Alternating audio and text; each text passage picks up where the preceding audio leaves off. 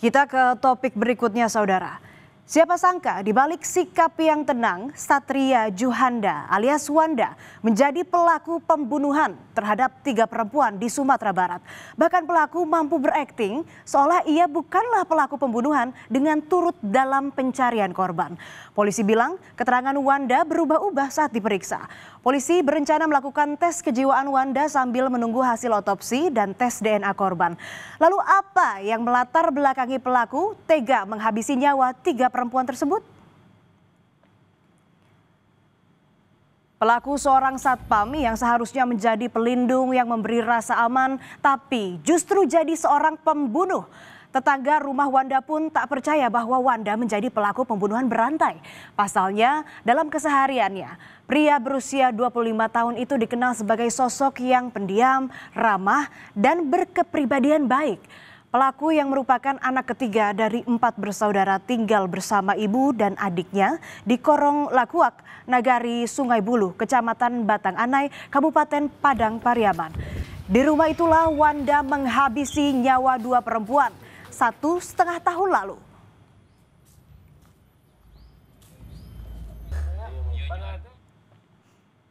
Tidak ada kejahatan yang sempurna. Identitas korban mutilasi terungkap melalui cincin yang melingkar di jari lengan kiri korban. Rupanya korban adalah Septia Adinda, perempuan berusia 25 tahun. Salah satu teman Adinda, Putri Wulan, menyebut cincin tersebut sangat mirip dengan yang dipakai Adinda. Wulan bilang Adinda telah hilang selama 4 hari.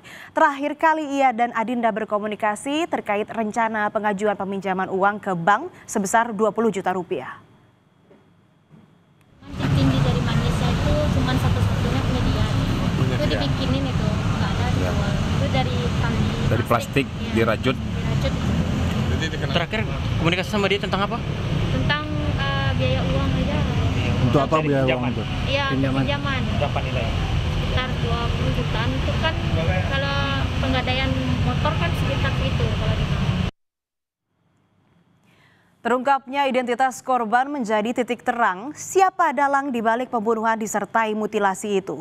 Polisi mendapat identitas Satria Juhanda alias Wanda, orang yang diduga kuat dekat dengan korban dan dicurigai sebagai pelaku.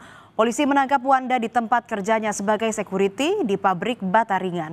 Wanda mengakui perbuatannya membunuh dan memutilasi korban di sebuah perkebunan di Korong Kapalo Banda, Nagari Sungai Buluh Timur, Kecamatan Batang Anai pada 15 Juni lalu. Namun dalam perkembangan penyidikan, keterangan pelaku berubah. Pelaku membunuh korban di kawasan pabrik tempat ia bekerja.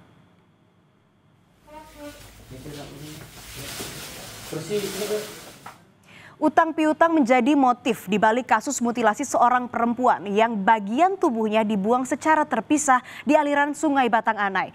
Korban meminjam uang kepada pelaku senilai 3,5 juta rupiah, namun saat ditagih, korban tidak mampu membayar utang tersebut.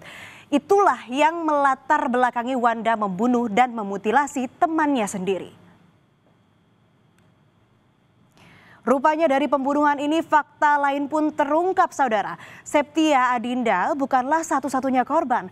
Kepada polisi, pelaku Wanda mengaku telah membunuh 2 perempuan lainnya 1,5 tahun lalu. Keduanya merupakan mahasiswi bernama Siska Oktavia Rusdi dan Ade Gustiana yang masing-masing berusia 23 tahun dan 24 tahun.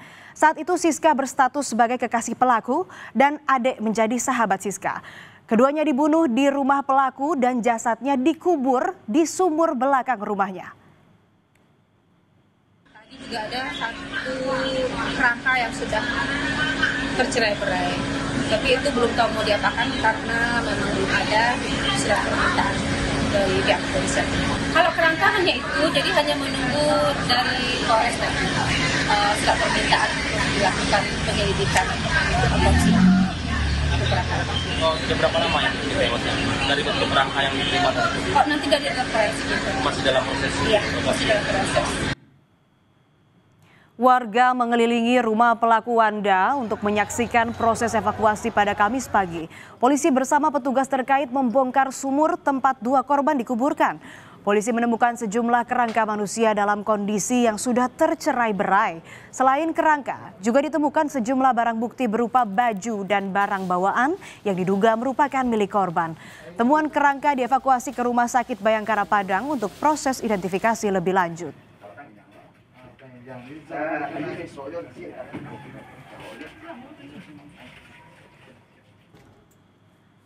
Ketiga korban pembunuhan memiliki latar belakang yang sama, yaitu menjadi mahasiswa di sebuah kampus yang sama di Kota Padang.